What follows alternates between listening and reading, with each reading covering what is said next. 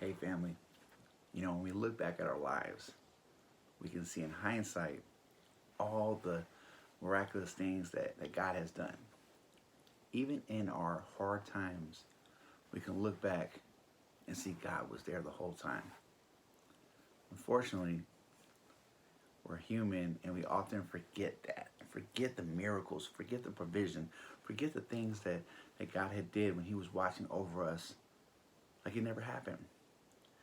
And Paul is reminding the Corinthians in 1 Corinthians chapter 10 about the Israelites when they came out of Egypt with Moses.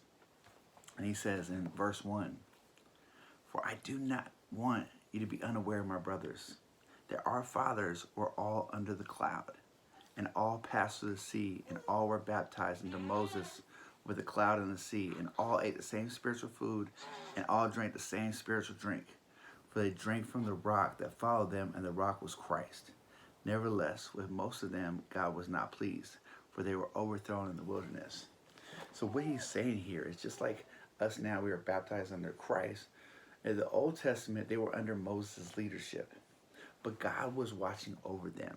And the spiritual food that they're talking about was the manna that fell from the sky. And the spiritual water was the water that came from the rock. When they didn't have nothing, when there was nothing in sight, when they were about to starve to death, God provided and brought bread down from heaven. When they were thirsty and they were dying of thirst, God provided and had water come out of the rock. And no matter how many times, whether it was the Red Sea when he parted it, no matter how many times that God had shown miracles to the people who came out of Egypt, they still forgot. Like it never happened. Sometimes we can do that in our lives too. So I want to encourage you this today. Don't forget what God has done in your life. So next time you're going through some hard, remember, God's with you. All right, family. You guys have a blessed day.